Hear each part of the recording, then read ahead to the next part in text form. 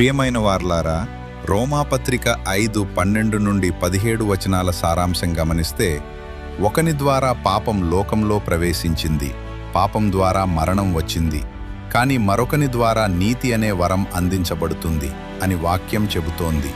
మరణం ఎక్కడి నుండి వచ్చింది? దేవుడు మరణాన్ని సృష్టించలేదు. పాపమే మరణానికి మూలం.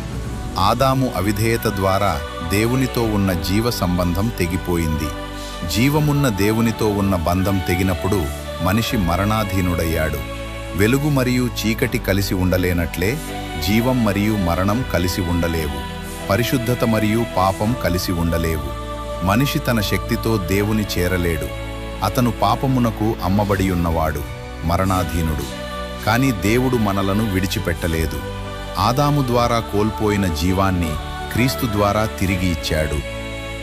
ఆదాము అవిధేయత వల్ల జీవం పోయింది, కానీ యేసు సంపూర్ణ విధేయతతో సిలువ వరకు వెళ్ళి మరణాన్ని జయించాడు. ఆయన మరణానికి లోబడిన పునరుత్థానంలో మరణశక్తిని ధ్వంసం చేశాడు. ఇప్పుడు ఆయనను విశ్వసించే ప్రతి ఒక్కరికి అమృతమైన జీవం మరియు నీతి వరంగా లభిస్తుంది.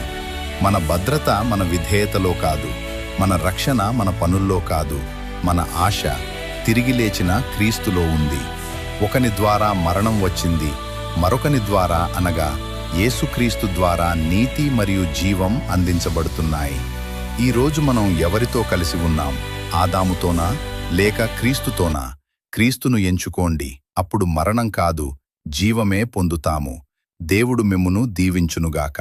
ఆమెన్.